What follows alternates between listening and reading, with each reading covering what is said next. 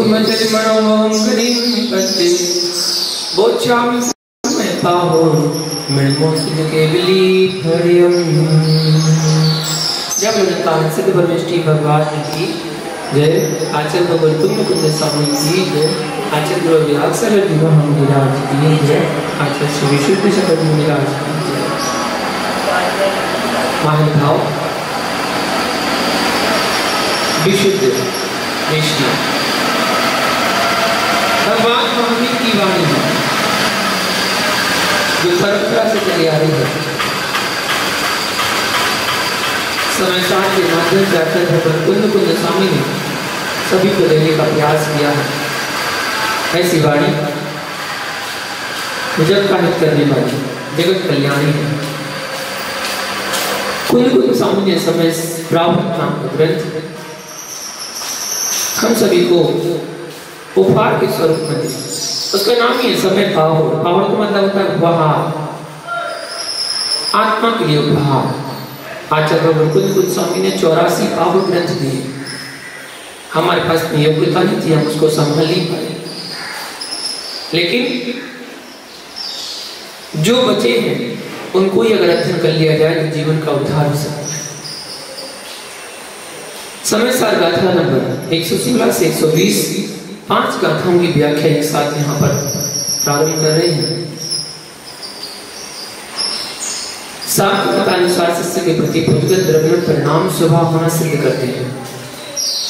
आचार्य भगवान यहाँ बताते हैं जीवेण स्वयं बद्धं रासयं परमधिकं भावेन जय पुक्कल लब्धमणं अपरिणामो तथा होधि कमये भग् रासोया अपरेण मनते सुखं भावेन संसारस्य अभावो प्रसज्जते शंख समोवा जीवो परिणाम्यते पुक्कलपाणिकं भावेन ते समय परिणामते कामो परिणाम्यति चिदा ऐसैव हि परिणाम्यति कं भावेन पुक्कलं दब्बं जीवो परिणाम्यते कम्मं कम्मत्तमिति मिच्छा नियमकं परिणतं कम्मं जीवोदि पुक्कलं दब्बं तैतेणाणां वर्णानि परिणतं मुणसु तच्चैव।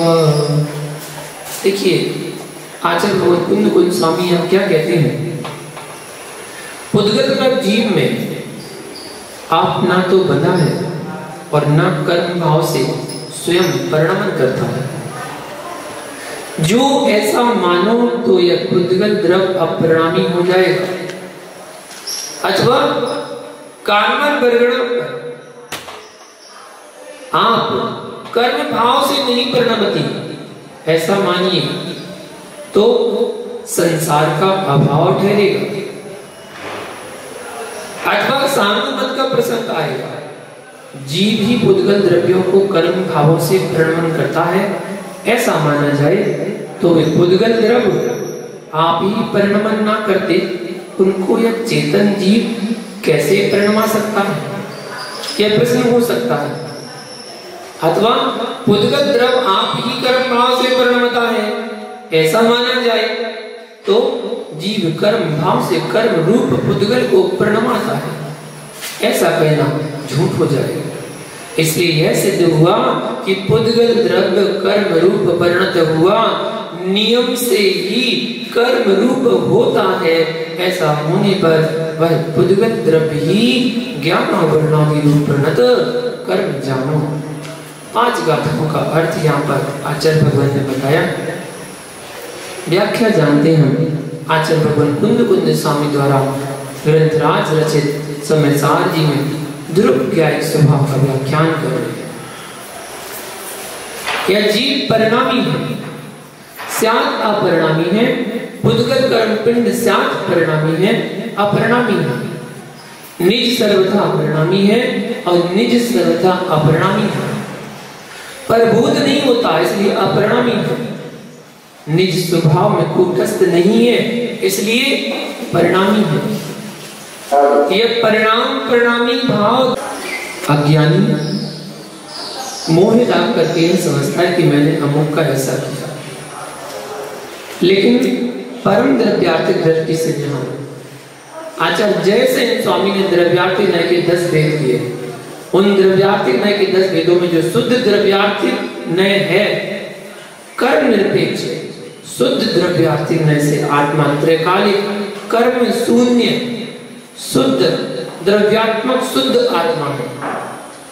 आचार्य जयसेन स्वामी की दृष्टि से समय सार जी की तत्पर वृत्ति टीका में एक बहुत सुंदर शब्द का प्रयोग किया। निश्चय नहीं, अशुद्ध निश्चय नहीं, शुद्ध निश्चय नहीं, अनेक बार सुना, परंतु सूक्ष्म निश्चय नहीं से जब देखते हैं तो प्रत्येक द्रव्य एकदम भिन्न नजर आता है।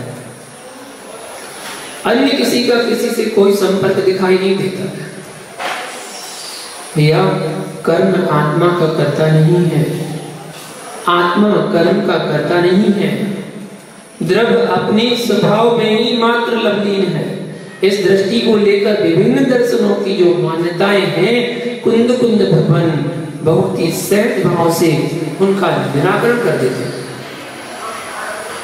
सांख्य दर्शन का सिद्धांत है कूटस्थ नित्य एकांत। जिस पर्याय में ये जीव है वह उसी पर्याय में मानता है। यदि जो जहां है वहीं होगा, ऐसा ही होगा, तो फिर पुण्य पाप की व्याख्यान की क्या आवश्यकता है। जिस जीव की जो पर्याय है वह सुनिश्चित है, तो फिर आपके पुरुषार्थ की क्या आवश्यकता है।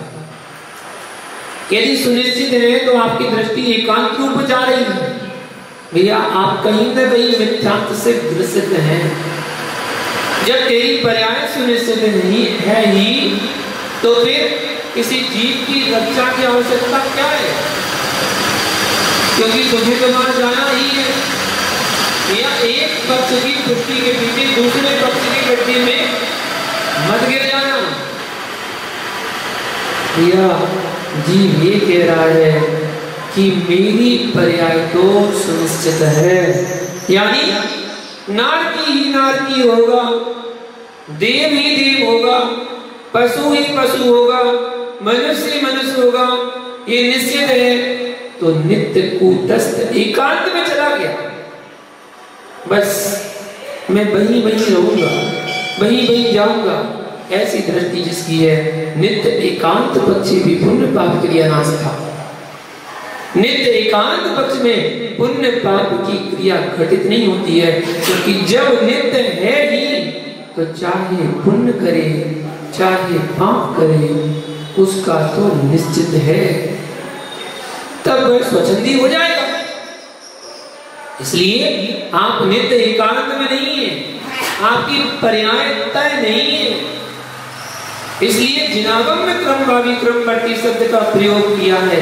रहस्य है या इसमें भी इतिहास रहता है और सिद्धांत रहता है। क्रमभावी क्रमवर्ती क्रम नियत, ये 3 शब्दों का प्रयोग किया है।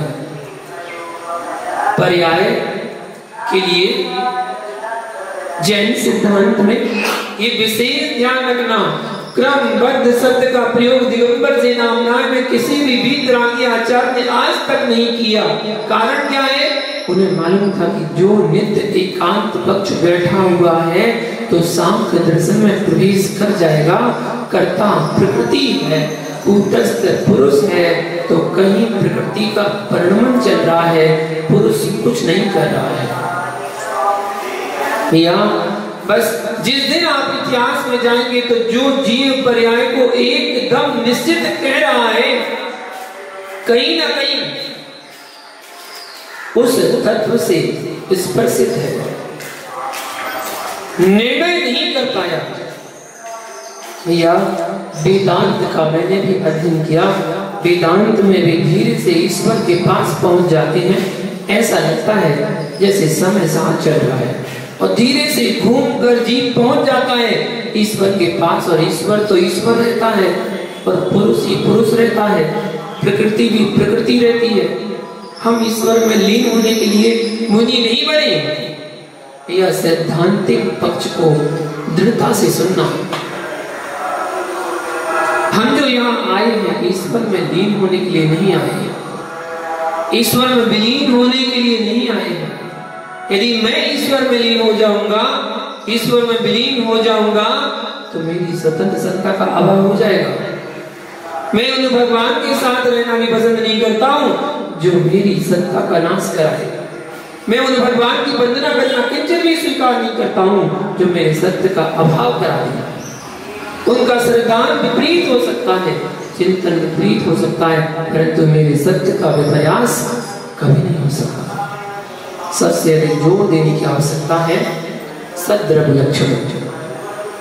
इस सूत्र लगता आपको ऐसा ही है कि आचार्य भगवान उमा स्वामी मुनिराज ने छोटा सा ग्रंथ लिख दिया, परंतु तत्वार्थ सूत्र छोटा सा ग्रंथ नहीं।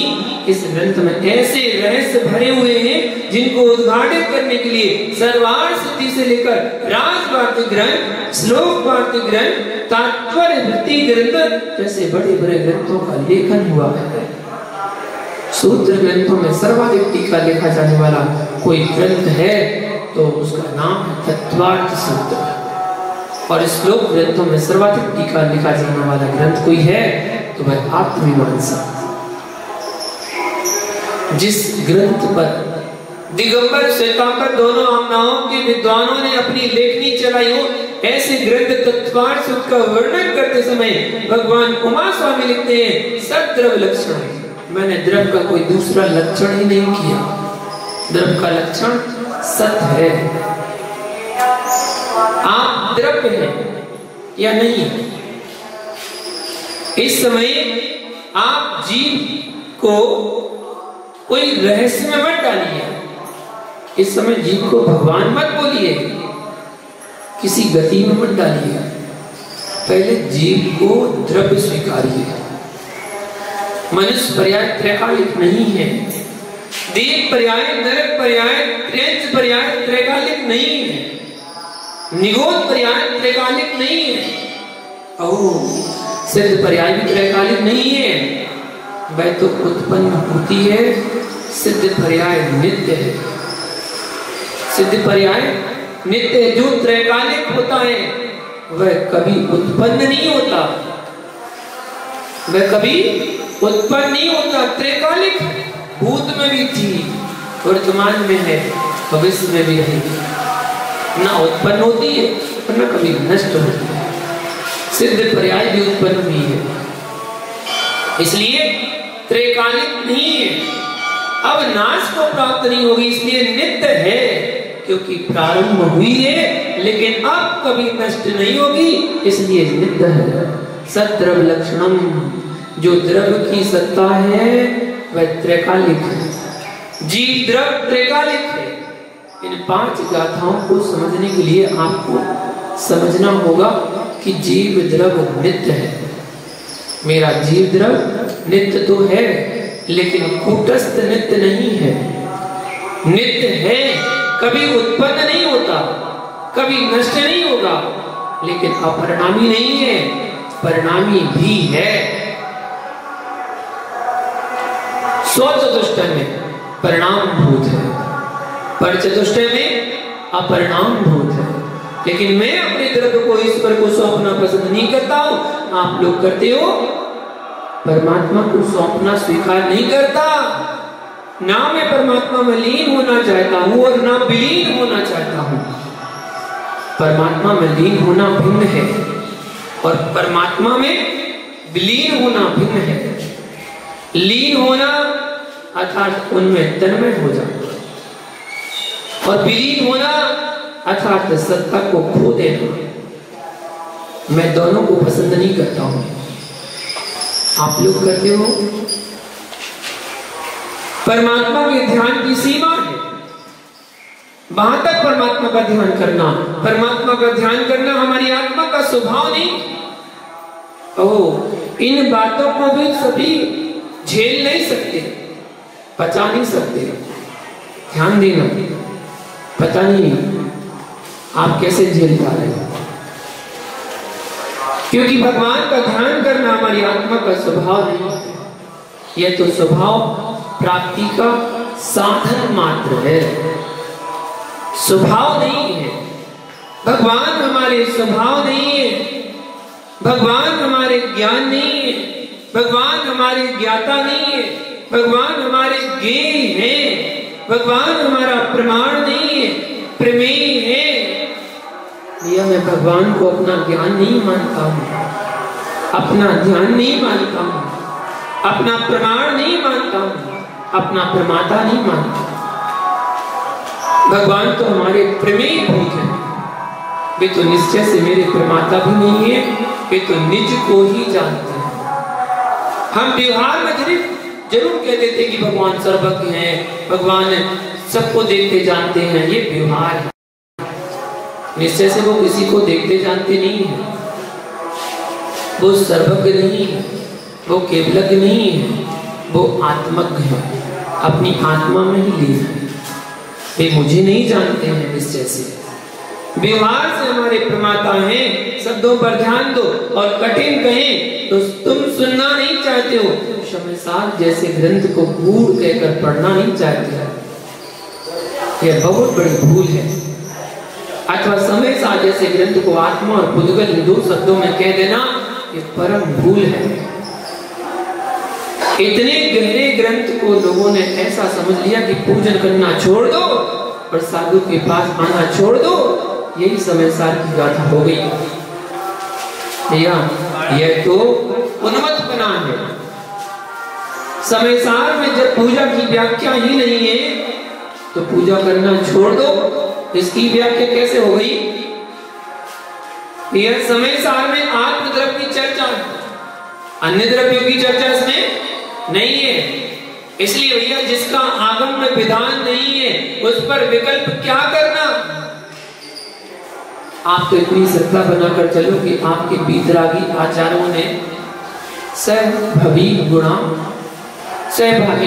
क्रमबद्धना पर्याय ये सूत्र दिया है। सहभागी गुण होते हैं, क्रमभावी पर्याय होती है, क्रमबद्धि होती है, क्रम नियत होती है।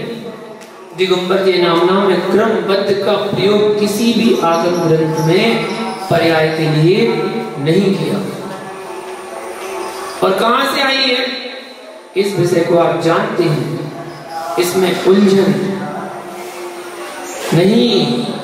भैया आप तत्व को समझ रहे हो, यदि इसमें उलझ जाओगे तो तुम जो परम सत्य को समझना चाहते हो तो वह किरकिरा हो जाएगा, समझ में नहीं आएगा। आगे कहते हैं सत्रव लक्षणम, यही आप समझ लेना भैया, मेरा प्रमाण, मेरा प्रमेय, मेरा प्रमाता मैं ही हूं। भगवान मेरे ध्यान का विषय तो बनते हैं व्यवहार से, परंतु भगवान मेरा ध्यान नहीं है, भगवान मेरा ध्यान नहीं, और भगवान का ध्यान मेरी आत्मा का स्वभाव नहीं है। भगवान का ध्यान करना आत्मा का विभाव स्वभाव है। बहुत ध्यान से सुनना भैया, हमारा ये प्रयास रहता है कि मैं आपसे ऊंची से ऊंची बात करूं, लेकिन आप बचा कितना पाते हो इसका विपरीत अर्थ नहीं निकाल लेना। कि मुनिराज ने कहा कि भगवान का ध्यान करना आत्मा का स्वभाव नहीं है, स्वभाव नहीं है, इसमें कोई शंका नहीं है। या भगवान का ध्यान करना शुद्धोपयोग तक सीमित है, निज आत्मा का ध्यान करना शुद्धोपयोग है। वह शुद्धोपयोग भी जो ध्यान भूत शुद्धात्मा है वह भी आत्मा का परम स्वभाव नहीं है। जब तक ध्यान है तब तक विभाव भाव है, ध्यान का अभाव हो जाएगा तब तक आत्मा चैतन्य अखंड पिंड अशरीरी परम पारणामिक ज्ञायक स्वभावी भगवान आत्मा निकल परमात्मा होती है। इसलिए आप कहां शुद्धोपयोग अशुद्धोपयोग में पड़े हो? शुद्धोपयोग भी आत्मा का शुद्ध स्वभाव नहीं है। जो 12वें गुणस्थान का शुद्धोपयोग है वह आत्मा का शुद्ध स्वभाव नहीं है। वह शुद्धोपयोग भी निर्जरा के साथ पुण्य आश्रव का ही कारण है। अब आओ, कहां जाओगे?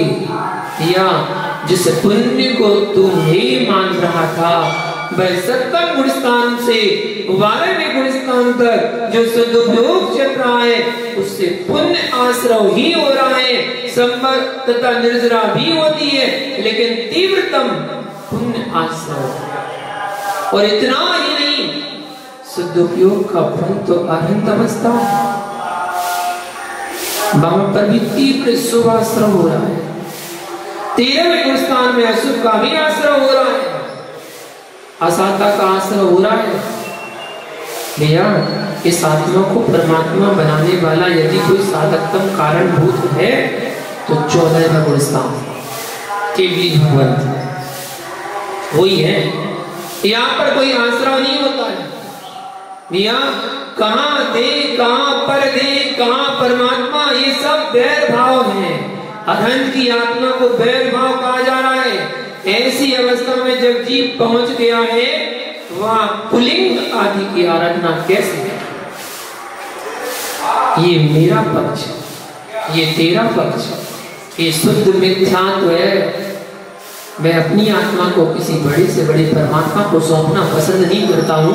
चाहे तो कर दे, लेकिन सच्चा साधु निर्गंध दिगंबर मुनि कभी नहीं सौंपता। अपनी आत्मा को मैं किसी को सौंपना नहीं चाहता।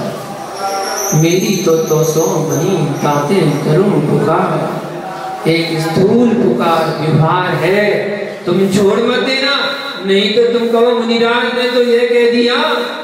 ये समय सार है, यहाँ की व्यवस्था ऐसी है, और आपको यह सब तो बता चुके हैं। ये ऊपर की चर्चा है। यहाँ उस अविचल दशा का सिद्धांत तो चतुर्भुज स्थान से ही स्वीकार करना पड़ेगा। अविचल दशा का प्रसाद चतुर्भुज स्थान से ही स्वीकार करना पड़ेगा।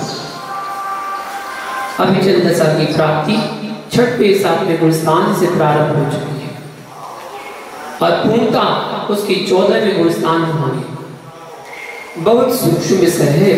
जगत के जितने द्रव्य दिखाई दे रहे हैं, आंखों से दिखने वाले जितने विषयों पर चिंतन हो सकता है, उससे कई गुना चिंतन आंखों से नहीं दिखने वाले विषयों पर होता है।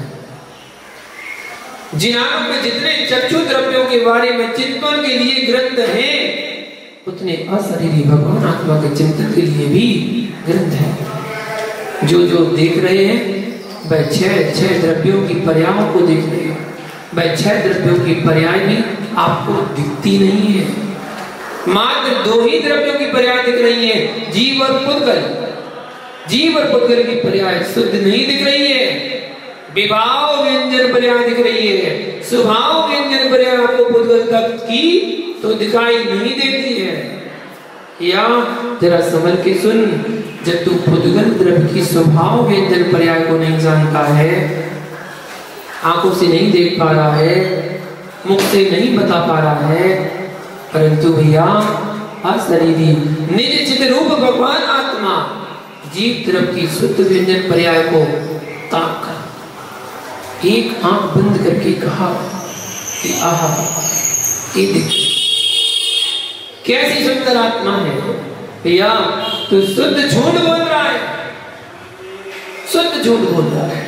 पुद्गल द्रव्य की स्वभाव व्यंजन पर्याय है, वह परमाणु है, और जो परमाणु होता है वह चाक्षुष नहीं होता है, वह सर्वावधि परमावधि ज्ञान का विषय है, केवली का विषय है।